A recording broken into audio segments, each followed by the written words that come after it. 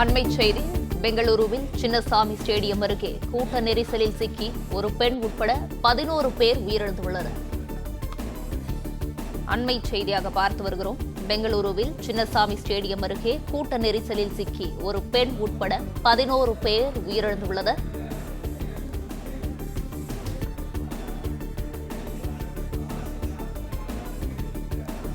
பதினெட்டு ஆண்டுகளுக்கு பிறகு RCB அணி 2025ஆம் ஆண்டுக்கான IPL கோப்பையை வென்றது. இந்நிலையில் பெங்களூருவில் சின்னசாமி ஸ்டேடியம் அருகே வெற்றி கொண்டாட்ட நிகழ்வில் கலந்து கொள்வதற்காக கூட்ட நெரிசல் ஏற்பட்ட நிலையில் கூட்ட நெரிசலில் சிக்கி ஒரு பெண் உட்பட 11 பேர் உயிரிழந்துள்ளனர். தற்போது நம்முடன் இணைப்பில் செய்தியாளர் பாண்டியராஜன் இணைந்திருக்கிறார். பாண்டியராஜன், கூட்ட நெரிசலில் பலியானோருக்கு கர்நாடக துணை முதல்வர் TK சிவக்குமார் மன்னிப்பு கோரியிருக்கிறார். இது குறித்தான முழு விவரங்களையும் பகிரலாம்.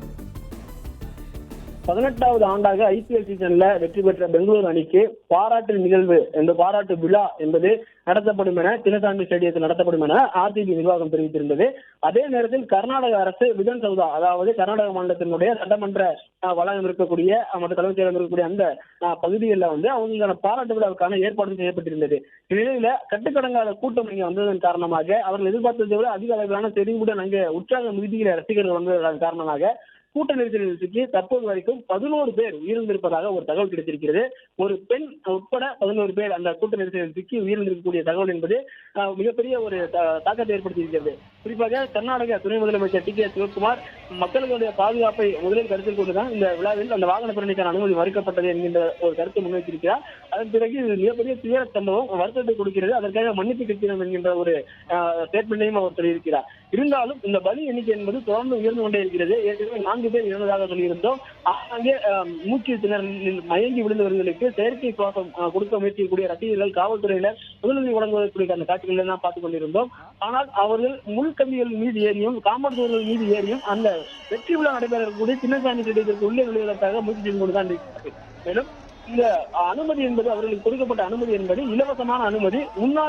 முன்பு வருவதற்கு, அதாவது முன்னுரிமைக்கே முன்னுரிமை, முதலில் வருவதற்கே முன்னுரிமை என்ற அடிப்படையிலே ராயல் காங்கிரஸ் பெங்களூரு நிர்வாகம் ஒரு ட்விட்டர் எத்தளத்தில் ஒரு கருத்தை, ஒரு செய்தியை பரவுகிறார்கள். அதன் காரணமாகத்தான் நேற்று இரவிலிருந்து சென்னை அந்த பெங்களூர் இருக்கக்கூடிய சின்னசாமி ஸ்டேடியத்தை சுற்றிலும் அதிக அளவிலான ரசிகர்கள் வர தொடங்கியிருக்கிறார்கள் எனவும் சொல்லப்பட்டிருக்கிறது. நேற்று இரவில் அங்கே தங்கியிருந்தார்கள் எனவும், மேலும் பல்வேறு பகுதிகளிலிருந்து அதிக அளவிலான ரசிகர்கள் வர தொடங்கியதன் காரணமாக 5 மணிக்கு முன்பாக எவ்வளவு சீக்கிரம் மைதானத்திற்கு செல்ல முடியுமோ அவ்வளவு சீக்கிரம் செல்ல வேண்டும் என அந்த மைதானத்தினுடைய வளாகத்தினுடைய வெளியில், அதாவது கேட் அருகிலேயே ரசிகர்கள் அதிக நேரம் காத்துக் கொண்டிருக்கிறார்கள்.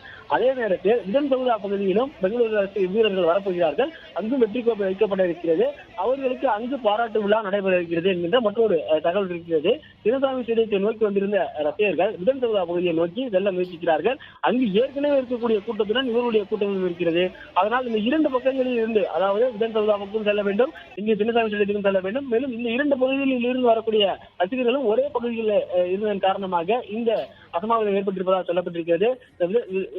விதன் சௌதா பகுதி மற்றும் அந்த ஸ்டேடியம், பெங்களூர் ஸ்டேடியம் இருக்கக்கூடிய அந்த பகுதிகள் எல்லாமே மிக குறுகிய பகுதி, அதாவது சாலை, வீடுகள் மற்றும் கமர்ஷியல் ஏரியா இருக்கக்கூடிய பகுதிகளாக பார்க்கப்படுகிறது. அங்கு எம்பி ஸ்பேஸ் என்பது ஓரளவுக்கு தான் இருக்கிறது. கிட்டத்தட்ட 10,000-20,000 பேர் இருக்கலாம். அதாவது மேட்ச் நடக்கக்கூடிய இடங்கள்ல உள்ள வரக்கூடிய வழி, வெளியே செல்லக்கூடிய வழி, அதாவது ஒழுங்குபடுத்தப்பட்ட பொதுமக்கள் செல்லக்கூடிய அளவில் தான் அங்கு இருக்கக்கூடிய இடவசதிகள் இருக்கிறது. ஆனால் கிட்டத்தட்ட பல்லாயிரக்கணக்கான ரசிகர்கள் ஒரே இடத்தில் தெளிவுடன் கூடி இருக்கிறார்கள். இதன் காரணமாக அவர்கள் எந்த பகுதியில் இருந்து எந்த பக்கம் செல்ல வேண்டும், ஆனால் அவர்களுடைய நோக்கம் எல்லாம் பெங்களூரு வீரர்களுக்கான அந்த பாராட்டு விழா நிகழ்ச்சியில் பார்க்க வேண்டும், அந்த வெற்றி கோப்பையை பார்க்க வேண்டும் என்கிற உற்சாக மிகுதியில் ஆங்காங்கே அவர்கள் எந்த பக்கம் என்று செல்வது என்று தெரியாமலே அங்கே குழம்பி நிற்கக்கூடிய ஒரு சூழல் ஏற்பட்டிருக்கிறது. மூச்சு திணறல் ஏற்படுவதற்காக காரணமாக சொல்லப்பட்டிருக்கிறது. நாம் கடந்த முறையெல்லாம் பார்த்திருக்கிறோம். சென்னையில் நடந்த நிகழ்வு கூட, அந்த ஏர் ஷோவில் கூட இது போன்று கூட்ட நெரிசலில் மூச்சு திணறல் உயிரிழப்புகள் ஏற்பட்டிருக்கக்கூடிய அந்த கதையெல்லாம் கேள்விப்பட்டிருக்கிறோம். குறிப்பாக ஒரு இடத்தில் எவ்வளவு பேர் இருக்க வேண்டும், ஒரு 10,000 பேர் தான் இந்த இடத்தில் இருக்க வேண்டும் என்றால் அந்த 10,000 பேர் மட்டுமே அங்கு இருக்க முடியும். அதன் பிறகு அதிக அளவிலான மக்கள் அங்கு செல்லும் போது அங்கு அவர்களுக்கான ஆக்சிஜன் கிடைப்பதில் குறைபாடு இருக்கும்.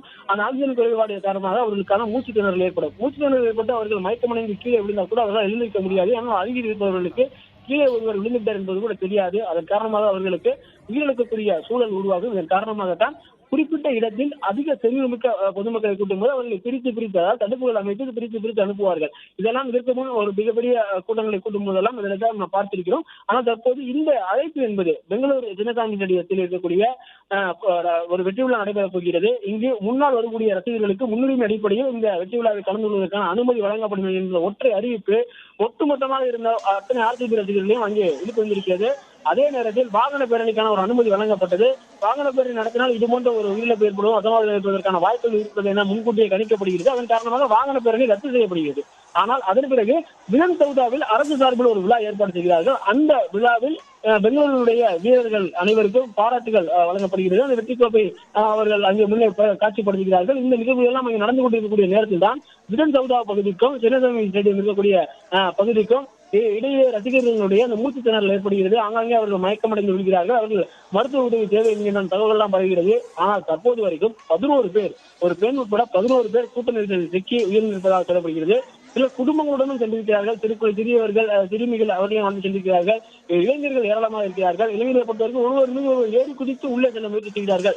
கூட்டத்தை விட்டு வெளியே வரும்போதும் அதிக இருக்கக்கூடிய நபர்கள் மீது தோளில் மீது ஏறி நடந்து வெளியே செல்கிறார்கள். இந்த காட்சிகள் எல்லாமே நம்மால் பார்க்க முடியும். அங்கே மயங்கி கிடந்தவர்களுக்கு சிபிஆர், அதாவது வெளியில் அவர்கள் கூட்டத்திலிருந்து வெளியே கொண்டு வர வேண்டும். காவல்துறையினர் அவர்களை உடனடியாக மருத்துவ உதவி செய்வதற்காக ஆம்புலன்ஸில் அழைத்து செல்ல வேண்டும் உள்ளிட்ட பல்வேறு பணிகளில் ஈடுபட்டிருந்தாலும் இந்த ஒட்டுமொத்த கூட்டத்தையும் ஒரே நேரத்தில் கிடைப்பது என்பது மிகப்பெரிய சவாலான காரியம்.